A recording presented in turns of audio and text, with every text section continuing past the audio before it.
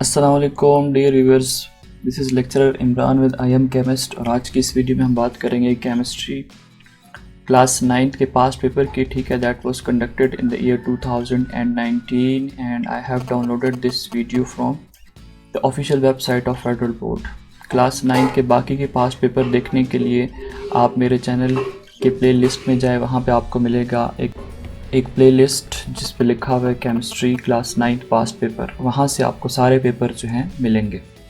So let's start our video. The first MCQ is if the molar mass of a compound is 90 gram per mole, the number of its moles containing 3.011 multiply by 10⁻23 molecules would be. अब इसको solve करने के लिए हमें formula चाहिए होता है, ठीक है, नंबर ऑफ़ मॉलिक्यूल्स का। सो नंबर ऑफ़ मॉलिक्यूल्स का जो फार्मूला है that is number of moles multiply by Avogadro number. ठीक है, हमें number of moles find out करने हैं तो एवोगैड्रो नंबर को नंबर ऑफ़ मॉलिक्यूल्स के ऊपर डिवाइड कर देंगे। सो नंबर ऑफ़ मॉलिक्यूल्स कितने गिवन है, दैट इज़ 3.011 मल्टीप्लाई बाय 10⁻23। इसको हम डिवाइड कर देंगे एवोगैड्रो नंबर के साथ, दैट इज़ 6.022 मल्टीप्लाई बाय 10⁻23। जैसे हम इसको डिवाइड करेंगे so this would be equal to number of moles. 23 आपस में कैंसिल हो जाएगा। 3.01 को आप 6.02 के ऊपर डिवाइड करेंगे so your answer would be 0.5। So it means correct option is option number C. Next हमारे पास है the correct electronic configuration of magnesium. Magnesium का एटॉमिक नंबर होता है 12। सो याद रखें कि जब आप इलेक्ट्रॉनिक कन्फिग्रेशन करते हो आप लोग करते हैं एटॉमिक नंबर की। स्टूडेंट क्या करते हैं, एटॉमिक मास जहाँ पे 24 लिखा हुआ है इसकी इलेक्ट्रॉनिक कन्फिग्रेशन कर देते हैं। सो ये वाली मिस्टेक आप लोगों ने एग्जाम के अंदर नहीं करनी। अब देखना है कि मैग्नीशियम की इलेक्ट्रॉनिक कन्फिग्रेशन हम लोग कैसे कर सकते हैं। सो आपको आपके टीचर ने बताया होगा कि इलेक्ट्रॉनिक कन्फिग्रेशन करने के लिए हम लोगों ने ये टेबल बनाना होता है। इसके हिसाब से हम पहले इलेक्ट्रॉन फिल करते हैं 1s2 के अंदर। ठीक है, तो लिखा हुआ है यहाँ पे 1s2। फिर हम लिखेंगे 2s2, तो यहाँ पे लिखा हुआ है 2s2। देन हम इलेक्ट्रॉन फिल करेंगे 2p6 के अंदर, एफोबोस प्रिंसिपल को यूज़ करते हुए, 2p6 पे लिखा हुआ है। देन हमारे पास आएगा 3s2, तो यहाँ पे 3s2 भी लिखा हुआ है। सो अगर हम इलेक्ट्रॉन काउंट करते हैं सो 2 + 2 4, 4 + 6 10, 10 + 2 12। So right option is option number B. This is the correct electronic configuration for magnesium. Next हमारे पास है if you move from left to right in a period of period table which of the following will not change. जब हम left to right move करते हैं सो जो shielding effect है it remains constant. Top to bottom increase होता है, left to right हमारे पास ये कॉन्स्टेंट रहता है। Next the bond which is formed by the complete transfer of electron. अब ट्रांसफ़र ऑफ इलेक्ट्रॉन हमारे पास आयोनिक बॉन्ड के अंदर होता है। ठीक है, so right option is option number D. Next हमारे पास है the melting point and boiling point of water are higher due to. अब अगर हम वाटर की बॉइलिंग पॉइंट की बात करते हैं, मेल्टिंग पॉइंट की बात करते हैं, वो ज़्यादा होता है। उसकी वजह क्या है कि वाटर के अंदर हमारे पास ऑक्सीजन है, हाइड्रोजन है, वो आपस में क्या कर लेते हैं, हाइड्रोजन बॉन्ड बना लेते हैं। हाइड्रोजन बॉन्ड क्या है, it is a bond that is formed between electron deficient hydrogen atom and highly electronegative oxygen atom like oxygen, fluorine और nitrogen जो है ये hydrogen bonding कर सकते हैं।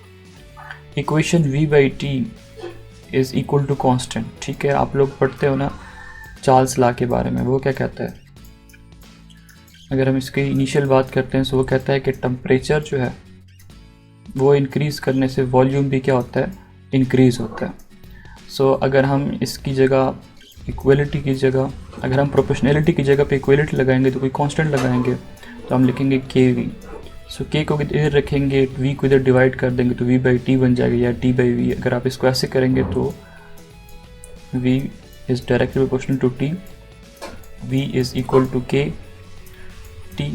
ठीक है, K को यहीं पे छोड़ दें, T दूसरे साइड पर आके डिवाइड हो जाएगा तो V/T की फॉर्मेशन कर लेगा। सो आप दोनों तरीके से इसको कर सकते हैं। आपकी बुक में ये वाला तरीका किया हुआ है, सो इसलिए राइट ऑप्शन जो होगा आपके पास ये है कि this is Charles law. Option number A is correct. Next the direct conversion of solid into vapours.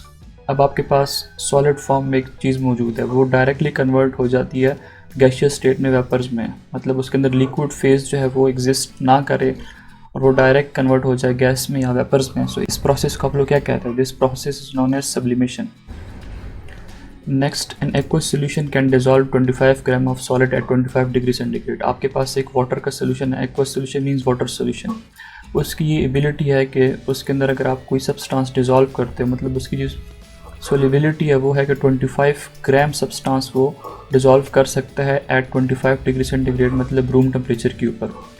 If someone dissolve 20 gram of this solid in water at 25 degree then the solution would be. अगर एक बंदा है वो क्या करता है, इसके अंदर 25 की जगह 20 ग्राम डिज़ोल्व कर लेता है। इसका मतलब है अब इस सोल्यूशन की मज़ीद भी प्रॉपर्टी है ना कि ये 25 तक डिज़ोल्व कर सकता है। अगर ये मज़ीद डिज़ोल्व कर सकता है सो ऐसे जो सोल्यूशन होते हैं they are known as unsaturated solution. अगर ये मज़ीद ना कर सकता होता तो ये हमारे पास क्या होता, सेचुरेटेड सोल्यूशन की एग्जांपल होती। नेक्स्ट आपके पास है, chemist dissolve 15 gram of sodium chloride in 85 gram of water, the solution is. अब देखें ये आपके पास ग्राम में है, अगर ये ग्राम है तो इसका मतलब है ये होगा मैस। 85 ग्राम ये वाटर भी आपके पास ग्राम है तो इसका मतलब है ये मैस की बात कर रहा है। ठीक हो गया। अब हमने ये देखना है कि 15 ग्राम का मतलब क्या है। 15 ग्राम का मतलब है 15% सोडियम क्लोराइड। सो इसमें जो राइट ऑप्शन होगा ये होगा आपके पास डी। ठीक है, इसमें देखिए 15% mass by mass.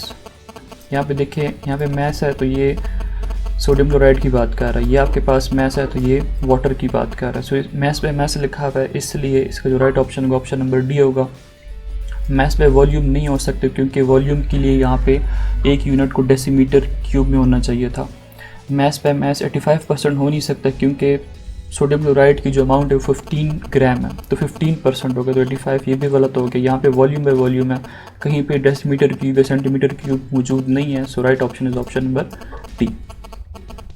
Gain of electron and loss of oxygen is called, इसको हम लोग कहते हैं रिडक्शन, क्योंकि ऑक्सीडेशन में क्या होता है, एडिशन ऑफ ऑक्सीजन होता है। ठीक है, आपके पास लॉस ऑफ इलेक्ट्रॉन्स होते हैं। So right option is option number D, reduction. Reduction में क्या होता है कि गेन ऑफ इलेक्ट्रॉन होते हैं और आपके पास ऑक्सीजन लॉस होता है, हाइड्रोजन गेन होता है, डिक्रीज इन ऑक्सीडेशन स्टेट होता है।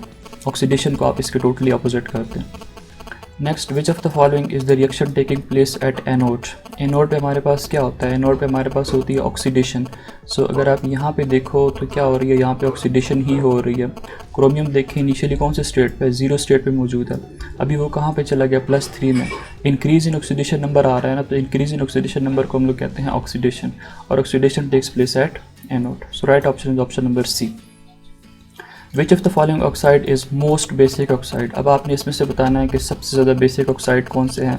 सो याद रखें कि बेसिसिटी जो है इनकी ऑक्साइड्स की डाउन द ग्रुप इंक्रीज होती है, बेरियम सबसे नीचे है, सो इसलिए this is the correct option, option number B is the correct. Barium oxide जो है ये सबसे ज़्यादा बेसिक है। बाकी जो गिवन है जैसे आपके पास है स्ट्रोंशियम ऑक्साइड, कैल्शियम ऑक्साइड और मैग्नीशियम ऑक्साइड, इनमें सबसे ज़्यादा बेसिक जो है that is barium oxide. So viewer, this was all about the Federal Board chemistry paper that was conducted in the year 2019 annual exam में इसको कंडक्ट किया गया था। सो आई होप सो आपको एक्सप्लेनेशन अच्छी लगी होगी। For more videos subscribe to I am chemist.